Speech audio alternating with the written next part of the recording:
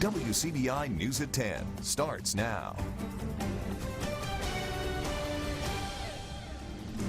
Thanks for staying up with us tonight. State college leaders vote to approve the relocation of a Confederate monument on the Ole Miss campus. Trustees on the Institutions of Higher Learning Board made the move this morning. The statue is currently at the front of the circle on University Avenue and has been there since 1906. It'll be moved to the university cemetery. Various campus groups voted to ask to have the monument moved, and it was requested by the chancellor. Now, the measure was tabled in January and approved today. It was not released when the statue will be moved. State college leaders vote to approve the relocation of that Confederate monument on the campus. Trustees say that they made that move this morning, and our Stephanie Poole, she spent the day on Ole Miss's campus getting reaction from students. This Confederate monument has been on Ole Miss's campus since 1906. Various campus groups voted to have it moved, and it was also requested by the chancellor. I spoke with a few students who have drafted the resolution over a year ago. In March of 2019, last year, myself and 5 other current students, we wrote a resolution that passed through the Associated Student Body that called for the relocation of the Confederate monument. Ole Miss graduate Leah Davis says it feels good to see all the work she and other students have done end with the success. However, Davis says the group faced backlash during the process. Sure, we went through some pretty serious social media intimidation, very serious threats that we received. I think now it's calmed down just a little bit, but you know, we know that what we're doing is right. We know that what we called for is to recontextualize history and to really right the wrongs of the past. So, member Ariel Hudson says after years of seeing the statue, she's hopeful all students on campus will feel more included. I feel good to know that all of our hard work and those long nights, aren't going in vain. But I would be remiss not to recognize and praise the work of student leaders way before me, before I even got to the University of Mississippi, who also pushed, for this to happen. I feel like we were just lucky enough to be the right group at the right time. And other students are supporting the decision to move the monument. I feel like if it makes someone uncomfortable, why not be as inclusive as possible and just take it down, because it's not helping anything or anyone. I think now it's time for us to hold the university leadership accountable as to what that relocation process looks like. I want to make sure that nothing that we stand for is being backtracked. The date of the statue removal has not yet been released. Reporting in Oxford, Stephanie Poole, WCBI News. The university does say they have plans to have the statue moved by the fall semester.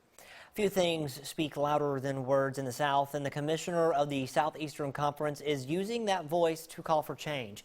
In a statement released this afternoon, Greg Sankey called on Mississippi leaders to change the state's flag. He said, in part, quote, "Our students deserve an opportunity to learn and compete in environments that are inclusive and welcoming to all," end quote. Sankey also suggests that unless there is a change to the flag, quote, "there will be consideration of precluding Southeastern Conference championship events from being conducted in the state of Mississippi," end quote. Sankey's full statement can be seen over on our website at WCBI.com. Debates on whether to remove Confederate statues and the Confederate emblem from the state flag are continuing to dominate conversation across Mississippi. There are also hot topics with business leaders thinking about coming to the Magnolia State. Our Quentin Smith talks with a man who has been in some of those conversations over the years and has more on where he thinks we need to go from here. Dirt moving and construction crews hard at work.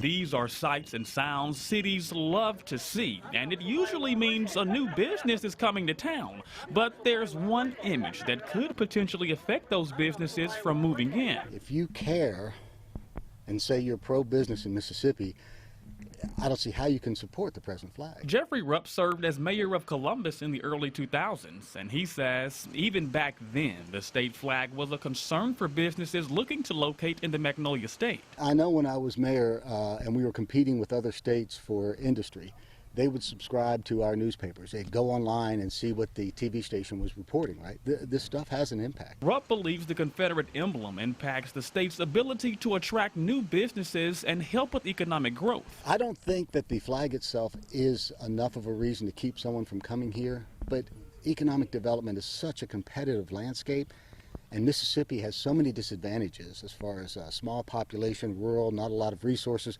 Why we'd want to give ourselves any additional disadvantage is beyond me. Now Rupp works in the College of Business at Mississippi State. He works with entrepreneurs who want to start up new businesses.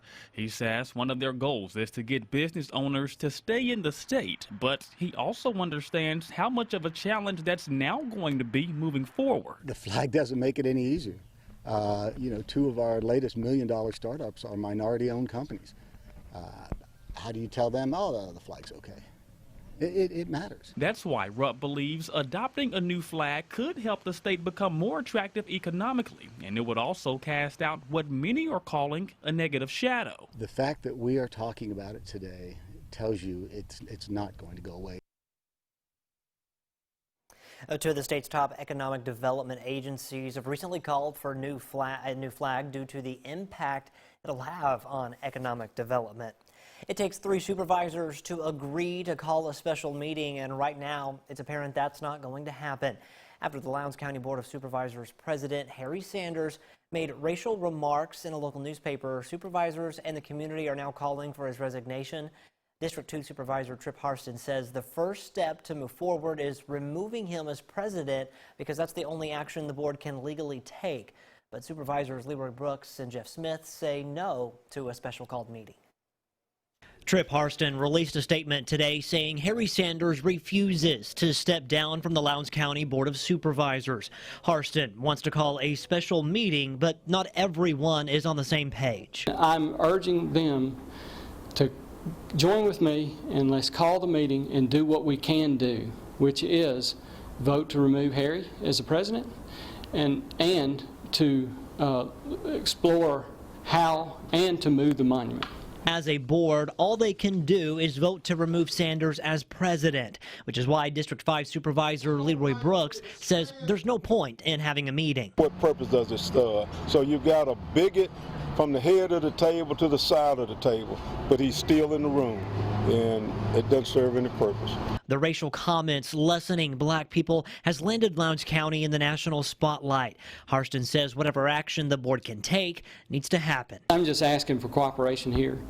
This is a time that we can come together. It doesn't matter who you are or where you're from. It's time to come together and let's get this done. The nation is watching. Watching what some say has been an issue in Lowndes County for years. Until Harry Sanders is off the board, Brooks says the consequences could be detrimental to the growth of Lowndes County. I think the people in this community are going to see it's going to be an economic development drought. I think the link understands, and so it's not a personal fight with Harry. Harston also mentioned he wants to discuss moving the statue. You may remember Monday he voted against it, but says after meeting with the people in his district, he's decided it's best to move it to Friendship Cemetery. We have a quiet Thursday evening ongoing across our region. Here's our Alpha Insurance Camera Network in Columbus and Louisville, Vernon, and Tupelo, low and mid 70s. Tupelo, the warm spot at 75, but most other locations in the lower 70s right now, or even some upper 60s. We had some of those isolated showers earlier today. Those have gone away. Here's our first alert forecast for tonight, and who's our helper? We've got Cali Girl, the cat, ready for a warm day tomorrow, much like today. A mix of sun and clouds by midday, 85 degrees at noon. Can't rule out a stray shower in the afternoon, but a little bit warmer, about 2 degrees warmer, 90 degrees or so. Your full forecast for the upcoming weekend in just a few minutes. Mississippi continues to see new COVID-19 cases and outbreaks, and state leaders are still leaning on folks to take some personal responsibility in slowing the spread. Courtney Ann Jackson explains. Summer will officially start in a few days, but state leaders say they're already looking at the chance of higher rates of COVID-19 in the fall. But there's no amount of preparation that can prepare for a tidal wave of cases. It's like mopping up the floor, but you won't turn the sink off. So we got to turn the sink off. Students are expected to return to the public university campuses in the fall. Guidelines were released today by the Safe Start Task Force, and they asked those schools to be flexible and prepared for any changes in the event of a resurgence of cases. The report does not say that they are requiring masks, but says they are strongly encouraging them. They'll also suggest things like adjusting attendance policies so students won't be penalized if they miss due to COVID-19 symptoms. In classrooms, in controlled environments, there's always going to be some risk, but it can be minimized. It's the other things that are going to kill us. And this is the summer, and we can't even stop fraternity parties in the summer. So, I'm gravely concerned. State Health Officer Dr. Thomas Dobbs notes he's been disappointed with folks' lack of following simple measures to slow the spread. Coronavirus is out there. My head is sore from banging it on the wall. Wear a mask, social distance. Don't do mass gatherings, and certainly follow the rules. You don't want me to see me with a bruise up here next time. Governor Tate Reeves attended Simpson County Deputy James Blair's funeral Wednesday without a mask. We ask why, after he continues to urge others to wear them. I did have a mask. It was in my pocket. I should have put it on. The fact of the matter is, if y'all want to shame me for the way in which I handled it, go for it. Courtney Ann Jackson, WCBI News. Now, as a follow-up to yesterday's story about the rise in cases in Oxford, we now know that stemmed from an off-campus fraternity rush party, and they believe the town is now in the midst of an outbreak because of it. Mississippi University for Women announces a modified fall schedule today. The W will bring students back to campus August 17th. The semester will end November 24th, prior to the Thanksgiving holiday. Under the new guidelines, the October fall break for students, that will be eliminated. Definite plans have not been announced for future large gatherings, which includes fall graduation. All right, we're going to send things over to Chief Meteorologist Keith Gibson. We're not talking about fall right now because it's summertime in Mississippi. By the time fall-like temperatures get here, it's going to be like 2021. Right. Hey, we need to get to that year. Right? It's been the longest year ever, and it's only half over. There's your pool, Scott, your backyard pool. We're looking great for tomorrow. Can you believe it? Tomorrow, the last day of spring, but a high near 90 degrees, warm and even warmer for your weekend. Details are next. Your WCBI First Alert AccuWeather forecast with Chief Meteorologist Keith Gibson. All right, folks, I posed a question on our WCBI Weather Facebook page about an hour ago. Ways to stay cool. Which one of these sweet treats would you prefer this weekend? The overwhelming consensus right now is the popsicle. The least favorite, a shake or a malt. Now, I'm game for any of this. A banana popsicle would be really good. Somebody chiming in that dairy doesn't mix with heat. That could be true, but you'll need something this weekend if you're staying here or going down to the Gulf Coast. Gulf Shores, 87 Saturday and Sunday. Pretty nice down there and around here as well. Just warm weather as we kick off summer. For you in Louisville tomorrow, mainly sunny, 60s when we get ready to start out our day. By midday, already around 86 or 87.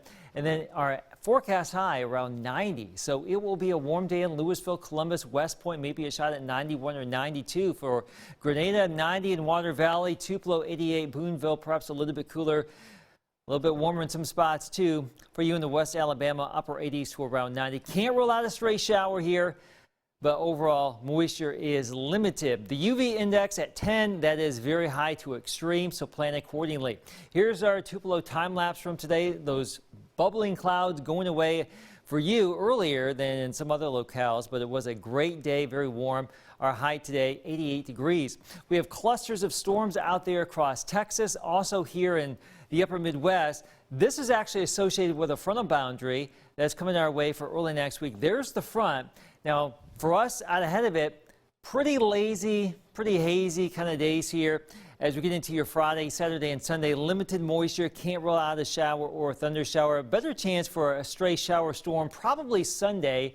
But as that frontal boundary comes on into the region, washes out next week, we'll have a better chance for some scattered showers and storms. Here's your AccuWeather 7-day forecast. Low to mid-90s for your Saturday and Sunday. Better rain chances returning Monday, perhaps a little bit cooler by the middle of next week. There's your AccuWeather 7-day forecast. The show continues after the break. Welcome back, everyone. Each year, about 750,000 Americans seek treatment for a hernia. In tonight's Health Talk with Baptist, we look at surgical options for surgical repair. Hi, I'm Dr. Brad Beckham, general surgeon and part of the surgical team at Baptist Memorial Hospital, Golden Triangle. Tonight, we will talk about various treatment options available for hernia repair. It is important to remember that once a hernia has formed, the only cure is a surgical procedure. Hernias will only get bigger with time. They do not heal on their own or with medications. In some instances, with only mild symptoms, or if you are not able to have surgery due to other medical problems, a special supportive device may be prescribed to help manage the hernia and decrease the symptoms. Traditionally, hernias are repaired using your body's own tissues and stitches to close the hole. While this worked pretty well for some hernias, approximately 25% of hernias repaired this way would come back. In most cases today, we repair hernias with a man-made mesh that is inserted to strengthen the layers of the abdominal wall. Using mesh has greatly lowered the percentage of having hernias return. Your surgeon may discuss repair through open surgery with the traditional larger incision or through minimally invasive surgery. Minimally invasive surgeons, like myself, are frequently able to repair even large hernias through a few very small incisions using a camera and special instruments, or even the Da Vinci surgical robot. The advantage of a minimally invasive repair is less pain at the time of surgery. You are frequently able to return to normal activity within days instead of weeks to months with open surgery. Join us next time for Health Talk with Baptist. Mail your topic suggestions to healthtalk@wcbi.com. Health Talk has been brought to you by Baptist Memorial Hospital, Golden Triangle. The Shannon community came together tonight to remember a rising star of the Red Raider football team who passed away Tuesday. A candlelight vigil and balloon release was held to honor 16-year-old Jacoby Cooper, a sophomore running back and linebacker. He passed away after suffering a medical emergency during team practice this week. Even though the future of the high school football in Mississippi is still up in the air, the school's principal says they intend to dedicate the season to Jacoby. All right, speaking of sports, a historic football game is coming for the state of Mississippi. The details on the SEC versus SWAC matchup next in sports. Here's sports with Tom Ebel. For the first time in the history of Ole Miss football, an HBCU program will take on the Rebels inside Vaught Hemingway Stadium. Ole Miss and Alcorn State scheduling a meeting in Oxford for September 9th, 2028. Alcorn State will be the first SWAC opponent Rebels football will have faced. Both athletic directors are excited to be a part of history.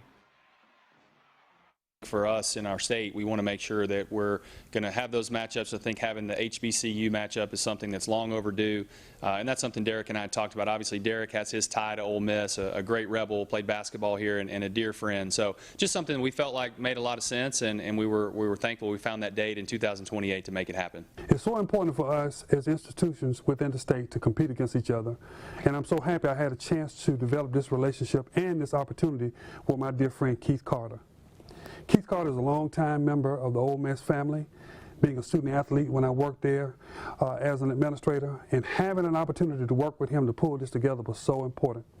In the past years, I've had conversations with different administrators, but Keith was the card and the key for this important game. In more college football scheduling news, the Alabama Crimson Tide and Ohio State Buckeyes have agreed to a home-and-home series for 2027 and 2028. 2027 will be in Columbus, Ohio, 2028 in Tuscaloosa. The two have met 4 previous times, with the last being Ohio State's 42-35 win in the 2015 Sugar Bowl. Current Tennessee Titan and former Mississippi State Bulldog and Knoxville County Tiger Jeffrey Simmons is giving back to his hometown. The NFL first-round pick is hosting a football camp at Knoxville County High School on Friday, July 10th and Saturday, July 11th. Those interested can register at jeffreysimmons.com. Area hirings around North Mississippi. In the sports world, Caledonia hiring Tony Seals as its newest head boys basketball coach. Seals spending time at New Hope and South Lamar.